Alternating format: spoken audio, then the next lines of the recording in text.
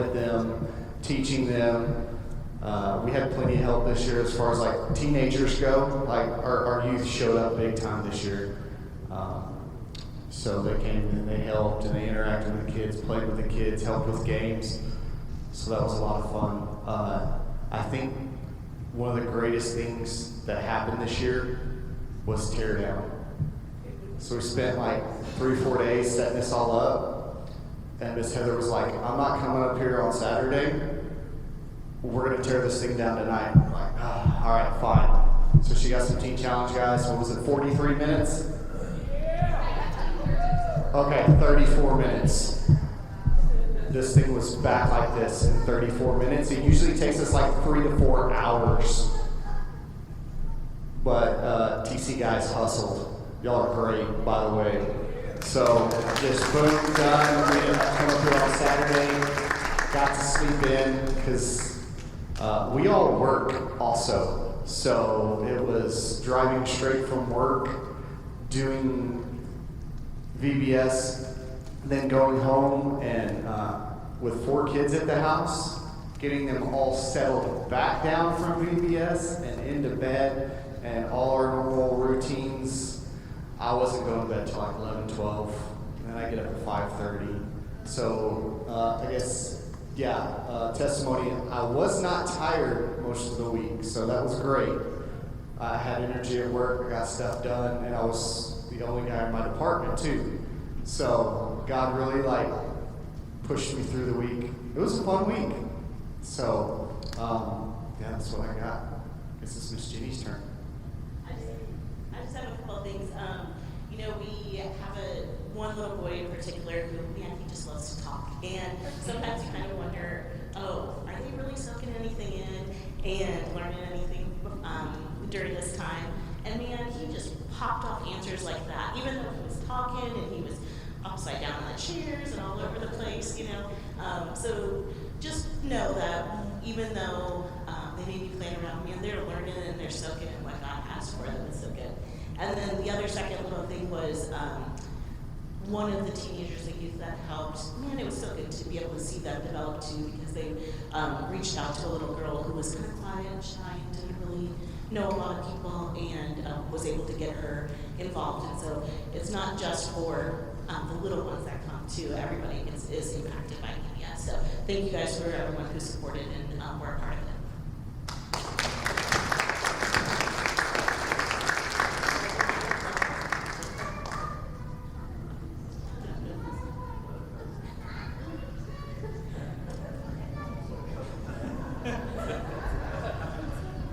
That's the routine that we go through every day when I drop them off at daycare. Another hug. It's awesome. Man, I love children. Man, I love the children in this church, and there's just something about it's different, when you get to minister to children, because the thing is, you can learn a lot about God by listening to the children.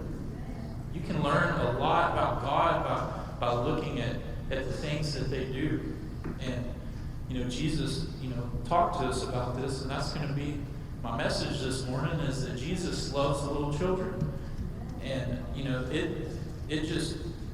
it's so awesome, throughout the week, this past week to see, what God was doing, to see, River was able to participate this year, and man, he just loved it, and he was just so excited about being able to come up here.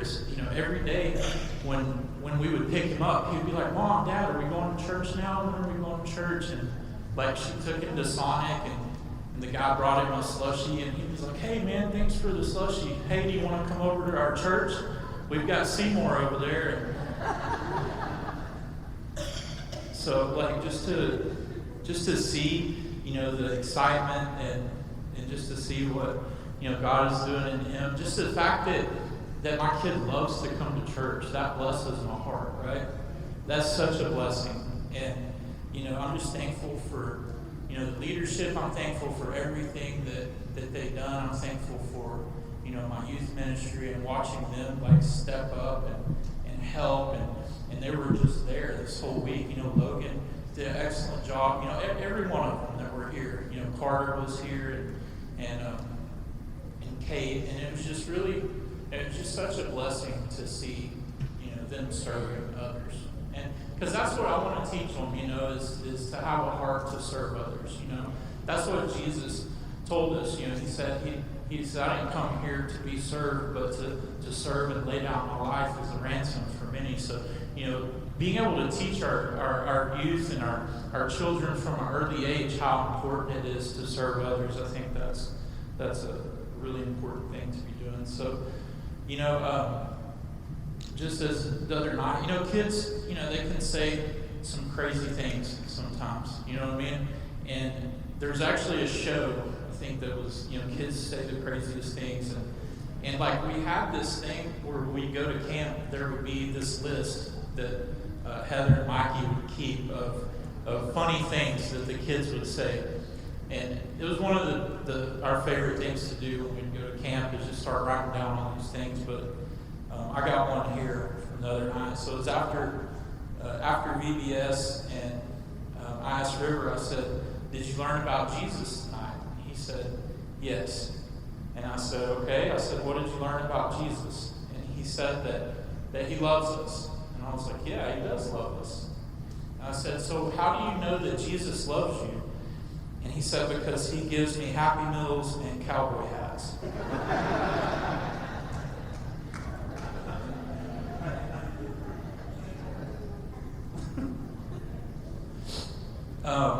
Another one, just real quick, that I remember, we were going to camp one year, and we had Kyron with us, and we were in a couple different vehicles, and usually on the way to camp, it's like a rally experience, y'all. The kids they're hyped up and they're ready to go, and they get dropped off, and then they're in their car, and then the music gets turned up, and they've all got, you know, sugar in their system, and it's just bouncing off the walls, ready for camp. But you know, Kyron he would just pass out, and like the minute that we would get out of the parking lot, he would be sleeping. He would just sleep the whole way. And really, his dad, Chris Hickman, he's like that too. We'll be riding in a van, and he'll just fall asleep, man. And so I asked him, I was like, "Kyron, how come you sleep all the way to camp?" And he said, "It's like taking a shortcut."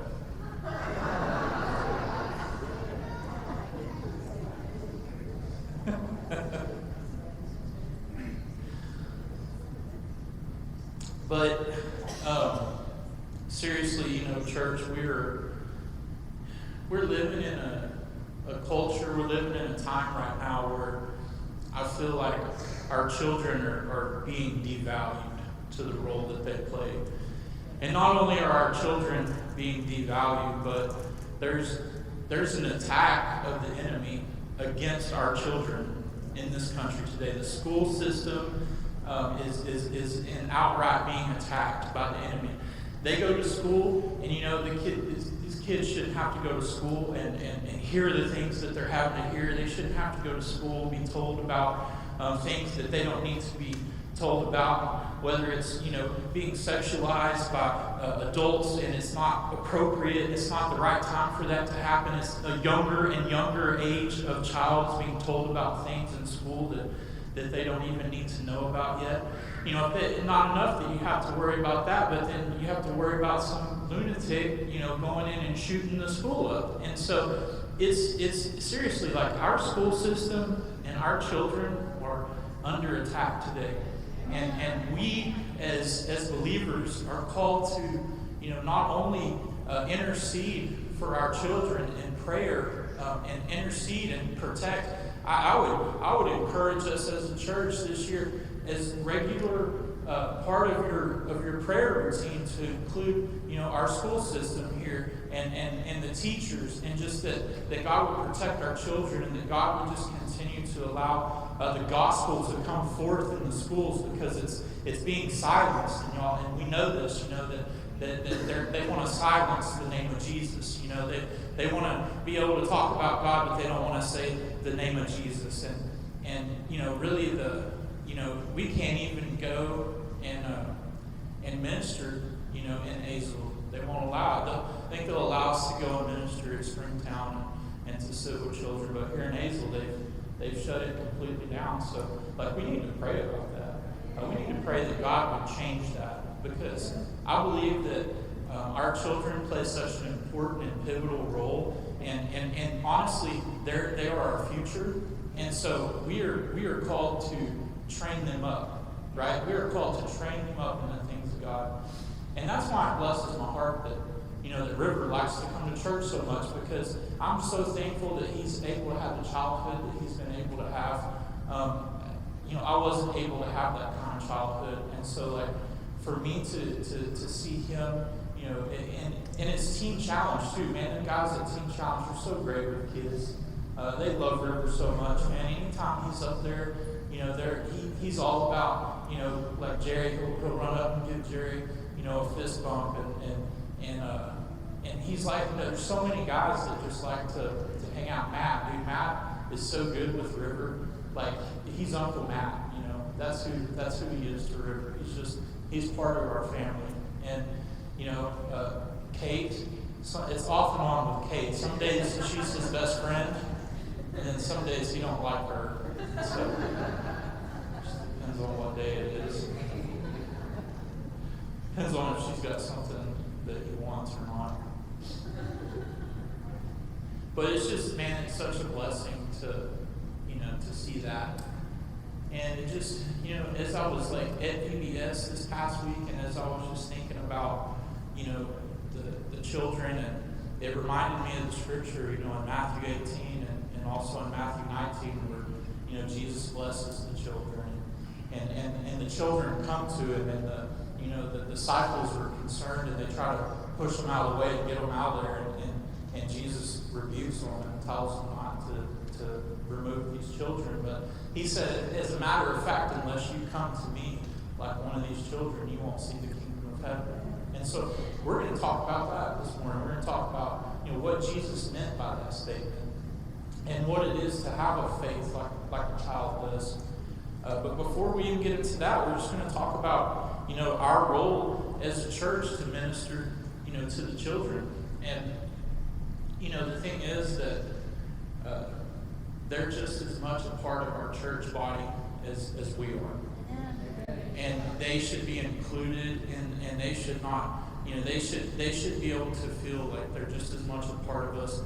I want River to worship in here. I want him to see us worship. I want him to see us raise our hands to God and to pray over one another, because that's important. We're modeling what it is to worship God to our children. And I think sometimes we've got it wrong a little bit, where we have this system as a church where we just stick our kids in the back room somewhere, and they're learning about things and they're doing things, and it's great. We have great children's leaders. Like, it's also important that they're included in what we do in here, because they're just as much a part of this as we are.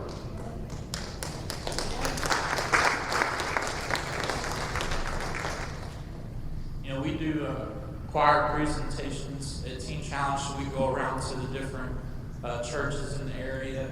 We've went to a couple different churches where, it was so awesome. Once we got in there, we were worshiping. All the youth ministry was in there. The younger children were in there during worship, and they weren't just in there, man. They were up at the front at the altars, and they were praying over one another, and they were dancing, and they were shouting, and they were raising their hands to God. And as a matter of fact, these kids, these 10, 11, 12-year-old kids, they come up and they asked to pray over the guys at Teen Challenge, and they laid their hands and they were praying over the men at Teen Challenge, and these guys were just weeping, man, because there's just something that's so pure, that's just so potent about, a child's faith, and about hearing a child's prayer, and just hearing, a child's heart for God. And it was just such a pure love in that moment. And it just blessed so many of us that were able to experience that. And I think that's, spot on. I think that we need to be able to include our children in the things that we do and teach them. Because, Proverbs 22:6 tells us to train up our children in the things of the Lord. We're called as a church to minister to our children, and that's something that we all play a role, and we all play a part in that. And when we at the end of this service, when we have our altar time, I want to do a time of prayer for our children's leaders, a time of prayer for our children that are in here, for our youth that are in here, and just be able to, as a church, come around them and lay our hands on them and pray with them. And for our leaders, man, it's exhausting, like Mikey said, Mika and Miss Kenda and Heather, and we were, they're running, literally Miss Barbara, they're running, they've got lives and they've got work, and they're making sure they get up here each night, and it's a long week, man, and we all kind of joke when it's over with, like we made it through it, it's like, but it's such a blessing, and I'm just so thankful for everything that they do. And sometimes I think maybe that's not voiced enough, so I'm voicing it from the pulpit this morning, that our church appreciates everything that you do to minister to our children.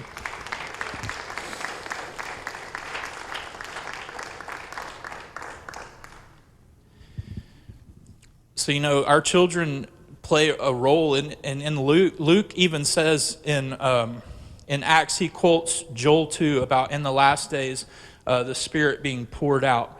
And it says that our sons and daughters will prophesy, and that young men will see visions, and old men will dream dreams. I mean, it lays it out specifically that God's going to speak to the young children just as much as he does to anybody else, and that there's going to be prophetic words coming from and visions and dreams. And it's just so important that we give our children, that we give our youth a voice, because there is no junior Holy Spirit. The Holy Spirit is the Holy Spirit, and the Holy Spirit works in these kids just like the Holy Spirit works in us.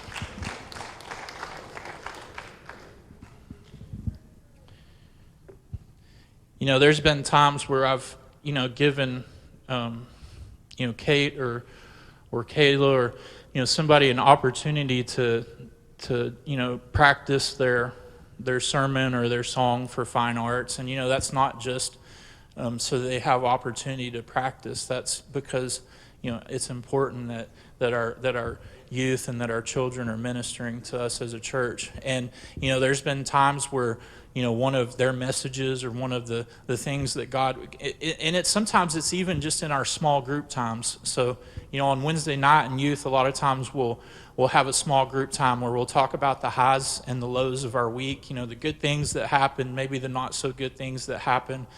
And at the end of that, we just give opportunity for prayer, and we just, and it's so cool to hear, these kids and praying for their moms and their dads, praying for, other kids at school, praying for, situations they may be going through. And it's like when we have that time and when they're able to pray, like it's just something that's so good about it. There's something that's just, so pure and so encouraging.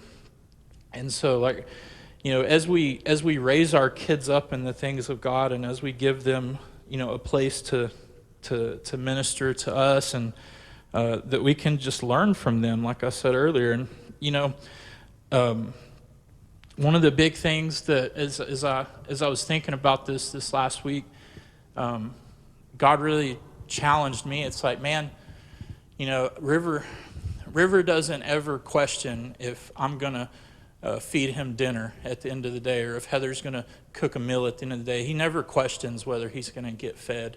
And he never questions, how the bills are going to get paid. And he never questions, and it's because he trusts. And it's like, what if we trusted God like our children trust us?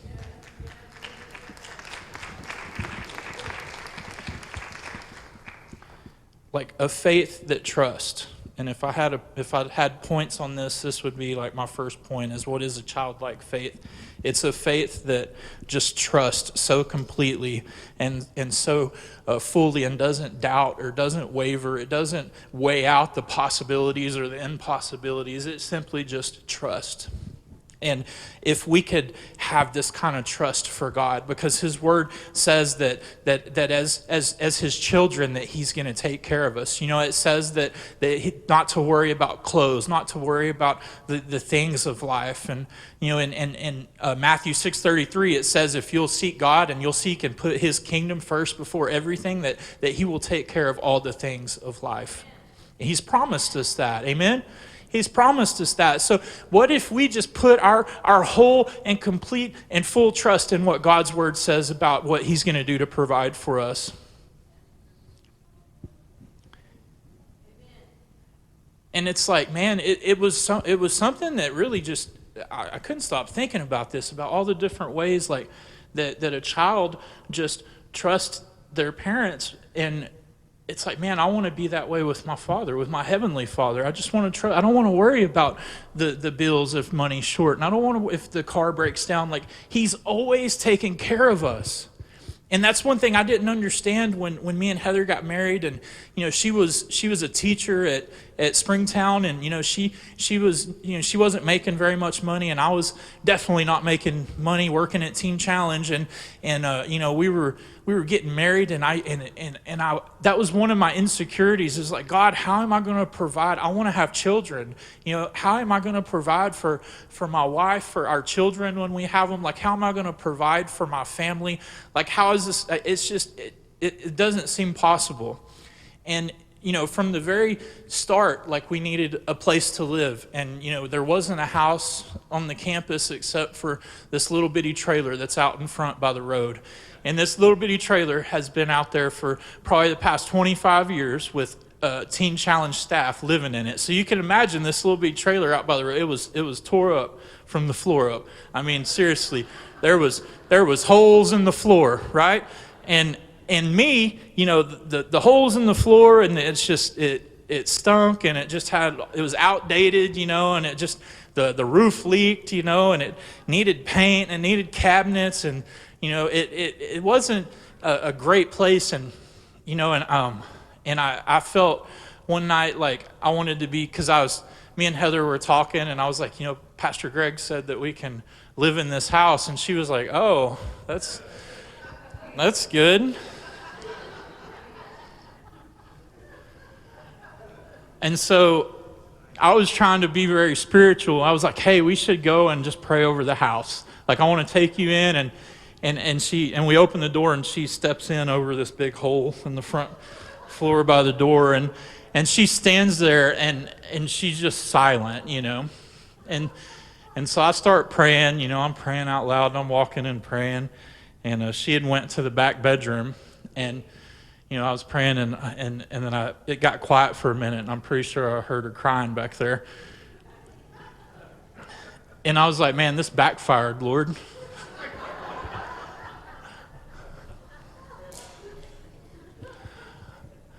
But you know what, man? Those guys out there at Teen Challenge, like Mikey said, they're so awesome.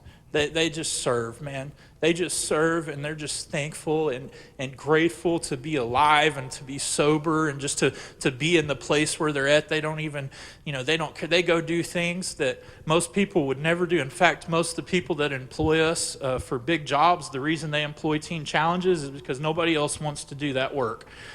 But our guys will jump in there and they'll knock it out of the park, man. It'll be done. It'll be done with excellence. It'll be done quickly. And they sent some guys over to the trailer, and they started remodeling the trailer. And it was actually Tommy Sonia. He was kind of leading it up, and Tommy had some guys over there, and they were doing the floors, and they were painting, and it got some cabinets, and the whole trailer was just redone, and it was just, amazing. They tiled the shower. They put, a new toilet in there. They fixed they painted like rubber stuff on the roof so that it wouldn't leak.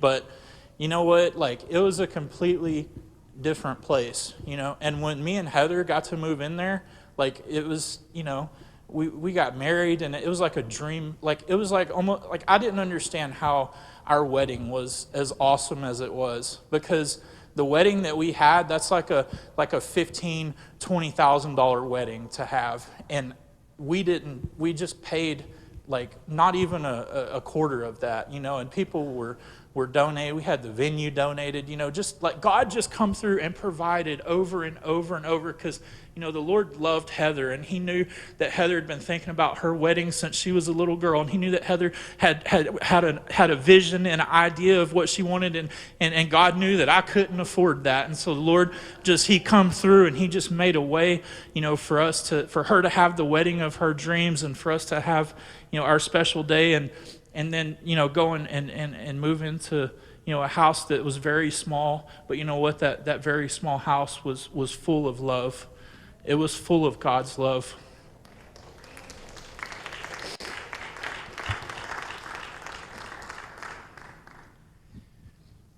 And he's always, ever since then, just every step of the way, he's always provided, and he's just given us opportunities. He's given me opportunities to work and start up a little side business, and that's provided well. And it's like, I never could have saw like God would be able to provide for me to do the things for my family and to do the things for my wife that he's provided for me to do. And it's simply because I've just been trusting him this whole time. I come into Teen Challenge, and I was busted, disgusted, man. I come right out of jail, and my shoes were blown out. One of the shoes was falling apart, and I didn't have any clothes, and I'd lost everything I had. I damaged every relationship I had, and God just, he's just kept me. He kept me at Teen Challenge, and it took trusting him over and over and over. But that's been his call for my life. And that's been his plan for my life. And even though it wasn't what I wanted, and I fought against it a lot, and I would beg God to let me go from Teen Challenge because I didn't want to do this anymore. And there was days where I was frustrated with guys there or other staff members there, or leadership there, and I wanted to leave and give up. And God's always just gave me the encouragement that I need. He's always sent somebody.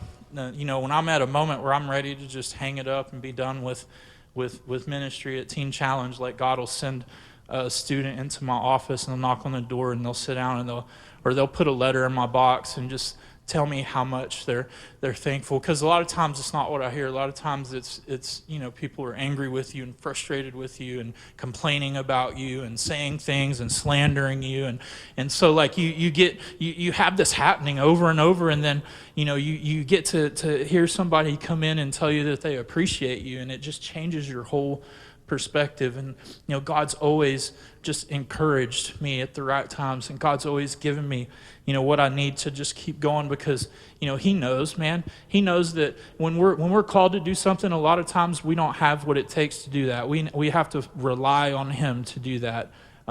He will give us vision, and he'll give us and give us a direction a lot of times, but then we just have to wait for him to put the pieces in place, and we just have to wait for him to move in these situations a lot of times. And so, just waiting on the Lord, man, just trusting in the Lord, with a childlike faith, we would just, be able to just trust so completely. And the more that God has showed up, and the more that God has come through in those moments in life where I didn't know how it was going to happen, and he would make a way for it to happen every time. It's almost like it just gets a little bit easier it's like a little bit, because when something comes up again, it's like, man, I remind myself of God's faithfulness.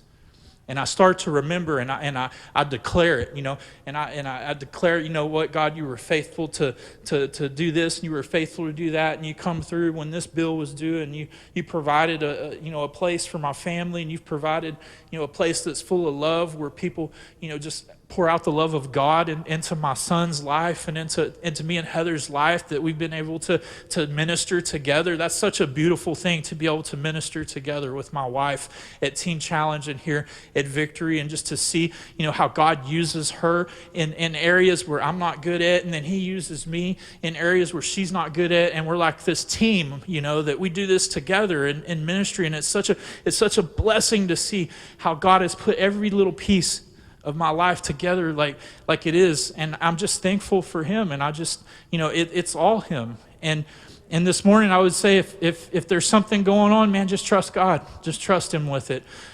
Just let it go. And maybe it's something you've been holding on to. Maybe this whole last week it's something that you've been battling with. It's like this morning it's a time where we can say, you know what, God, I want to put my faith in you, and I want to trust you, and I want to give you this thing, and I don't want to worry about it. I don't want to carry it no more.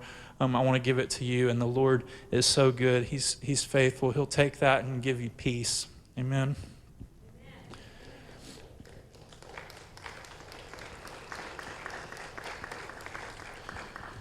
So as I was thinking about trust and what that looks like, I thought about our trip to Broken Bow. And so, we just went on this trip to Broken Bow, and, Heather put together some activities for us, and because that's what she's good at is planning. And so she planned these activities. One of the activities was axe throwing. Just a little bit concerned when I thought about taking the kids in there to throw axes. They did good. Autumn stuck one. She got it. It took her a minute, but she got it.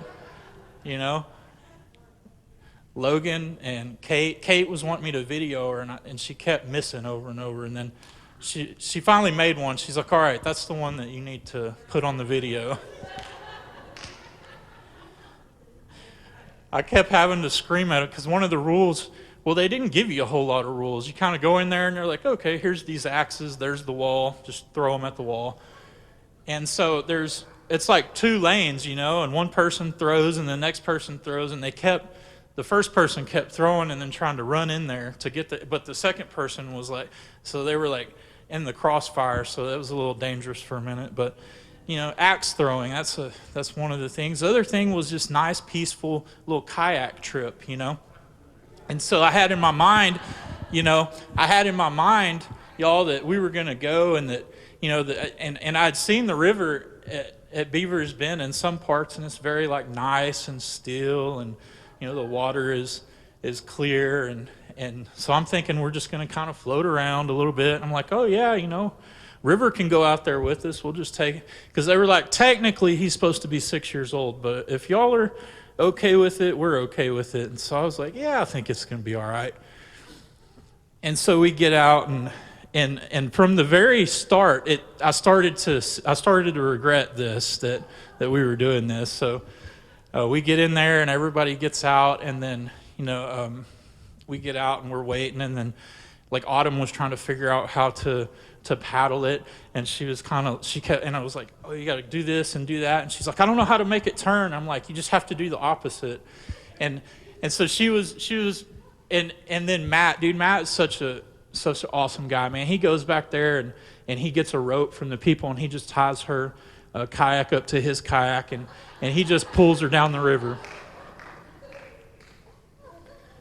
But so we got past that at the start, and so I had River in my kayak, and and he was all excited. We're going kayaking, and it was good, and and then so we start out going, and there's like a decision right off the bat you got to make. There's all these giant boulders out there, and there's this very like quick paced part of the water, and then there's like this on the side you can just kind of go by the side, and so they just go like kind of around the thing, and me, I shoot out there towards that fast-paced moving water, and I'm thinking, like, I've kayaked before. I'm gonna test this thing out and see what it's got. And so I pick up speed, and I'm heading towards this white water, and we get there, and the thing just bottoms out on the rocks, and then I'm stuck, and then it just flips us over. And so I'm grabbing River. We're in the water, and I pick him up, and I got him up there, and I flip and he's screaming at this point. No longer is this enjoyable anymore. And he's screaming at the top of his lungs, and I'm trying to calm him down, and I got him back on the kayak, and I'm walking, and I yelled at Heather. I was like, stop, because like I couldn't get back on it with him on the kayak too, so I had to walk to where she was at, and I handed him off to her, and then he absolutely refused to come back over to my kayak after that. He told her that, he's like, Dad's kayak is dangerous.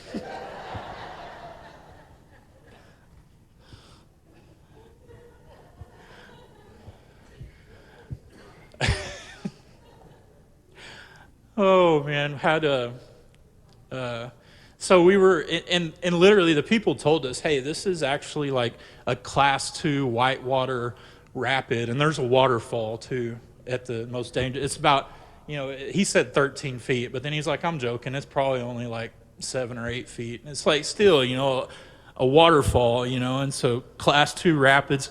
And they told us like how to get around this, and then I think they didn't tell us the right information. So we ended up at the rapids, and it was kind of dangerous. Everybody was freaking out. You could just feel the anxiety of people as we approached the part with the rapids we're at. And I thought everybody had got through there. I watched Heather and River go through there, and it just, they were going real slow, and they hit that part and they just shot off, and I was like praying in tongues, y'all. I was like, Lord, keep that kayak right side up, and then I hear someone screaming, help!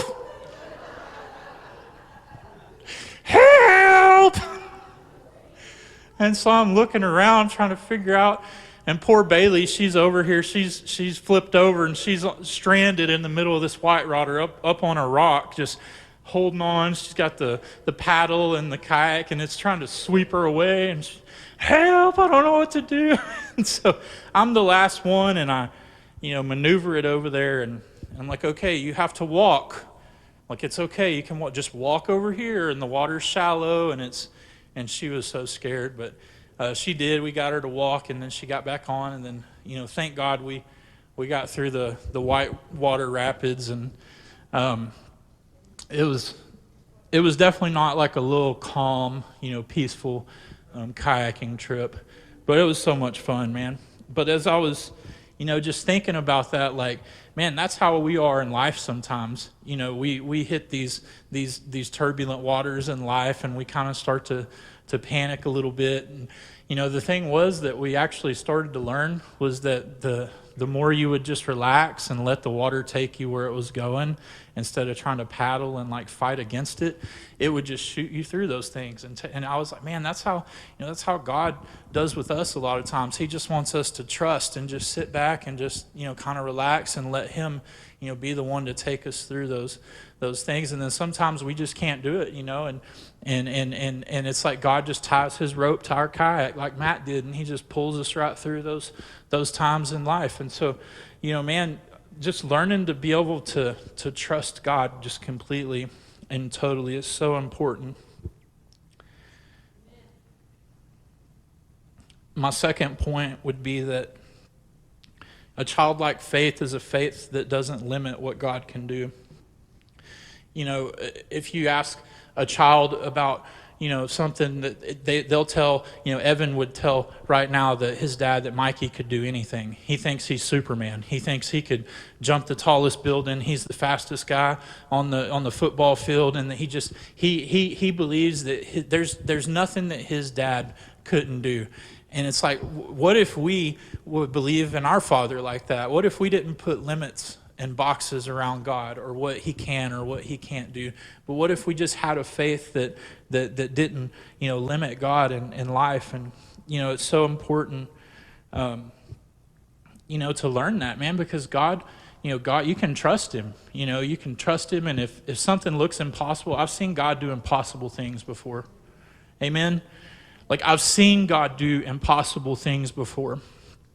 I've seen God did an impossible thing in my life, and such a dramatic thing in my life that it's a testimony to people that have known me for years when they see me. This is where I'm from. I'm from Springtown. There's been people that knew me when I was definitely in my mess, like 100 full-fledged in my mess. And to see me like today, and they, what happened, it's amazed. And I tell them, like, man, God changed my life. And I tell them what happened. I went to Teen Challenge and all this, and it's like, man, it's like it gives God, glory, and it's Him, and it's like you can't limit that. There's been, lots of times where, we're dealing with something and it looks impossible, but just to trust God and to not limit Him. I remember even with Brandon Henderson, when he come back in, he had some more charges, and really they were like, there's no way possible that that he's going to be able to stay out of prison this time. And Brandon just had, like, he was just relaxed about it, and he would always tell me, he's like, man, I'm here till, God moves me out of here. I'm going to serve in leadership. And he had actually did third phase too, where they go get a job and they're able to make some money. And I'm thinking, like, man, he's going to start. He's probably not going to want to do an internship for free after he's had a job and been working and making some money. But you know what? God did something big in Brandon's life and in his heart.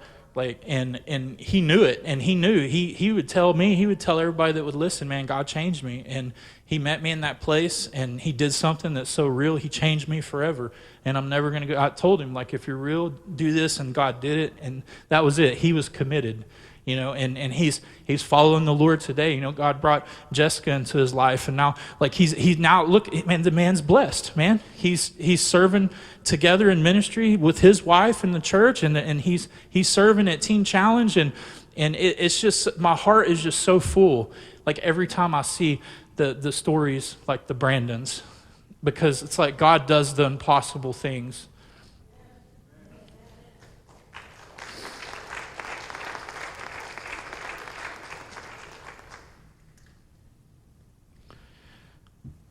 And so, let's see here.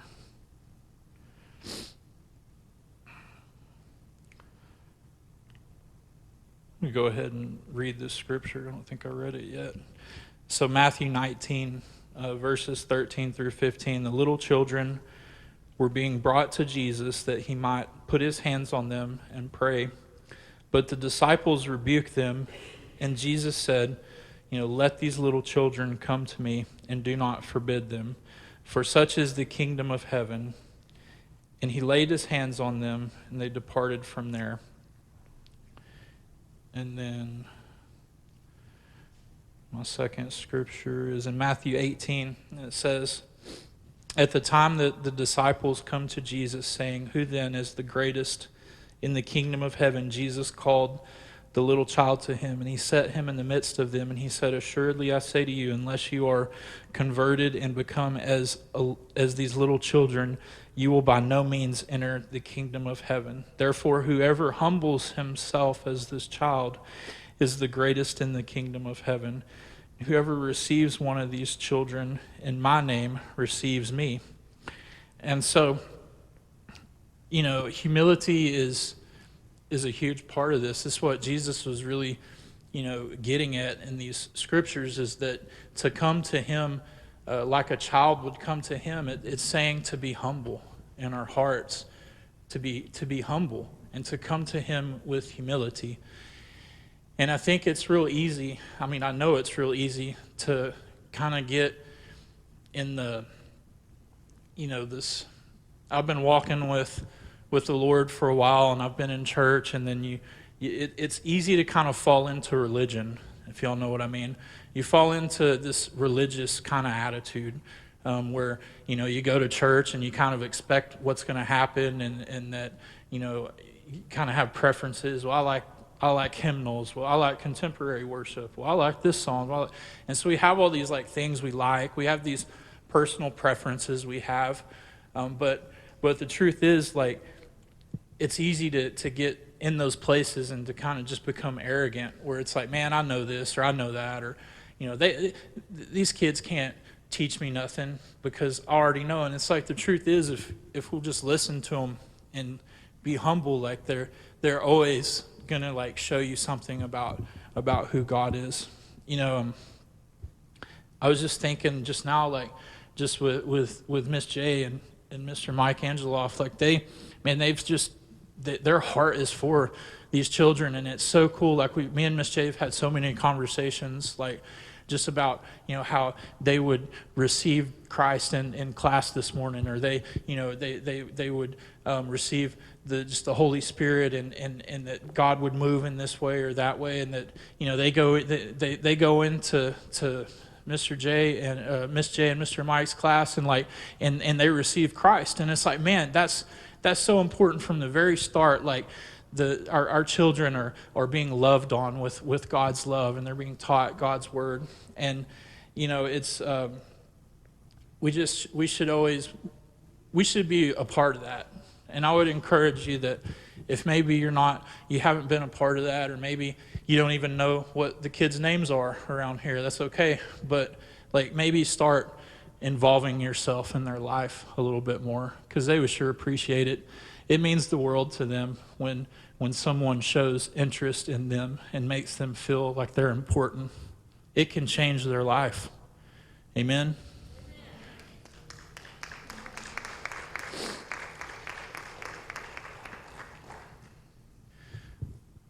So we've got, a faith that trusts God, a faith that won't limit God, and a faith that is secure. And that's my last point. And Bruce, if you want to go ahead and start coming up here, just to be able to just have, security, a faith that just feels, that God is going to protect us and He's going to keep us. Man, it's a crazy world to live in right now, and there's so many things that can cause us to be anxious. But the truth is that God is sovereign, that He's in control, and that if we've put our trust and our faith in Him, then we're safe. Then He's got us, and it doesn't mean that we won't go through things, but whatever we're going through, He promised that He's going to walk through us He's going to walk with us through those things. And so, just like when we were out there on the river and those treacherous things, like he was with us the whole time. And just like, you need to tow sometimes through life, and God's right there with us to do that. And, for the altar time, just to close the service this morning, I want to pray over our kids, and I want to pray over our children's leaders. So actually, if the leaders could just come up here and bring the children that you got sitting with you up here to the front, so that we as a church can come to the front together and lay our hands on you and pray for you. That's really what I want to do this morning. Amen.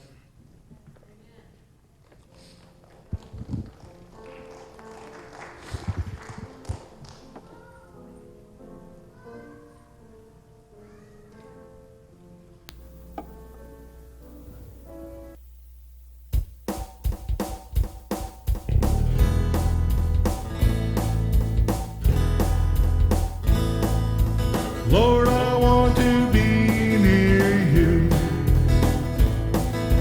Lord, I want to see your face. I want to be in your intimate mercy. Lord, I want to be like you. No one can deny Jesus is alive. Lord, I want to praise your name. Lord, I want to touch your face. I'll shout to all the people